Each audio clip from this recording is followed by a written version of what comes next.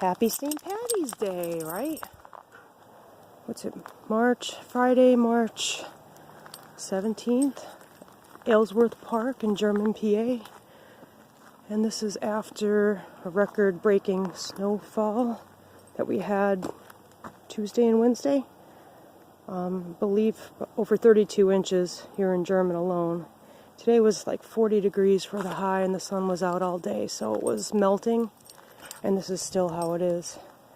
Parking lot's not even done here really, but that's where we usually play frisbee. As you can see, the benches are just about buried.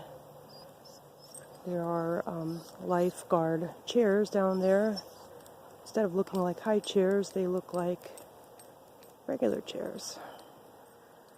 But obviously cannot go down there, although it looks like somebody has trekked down there, so we'll have to use the parking lot.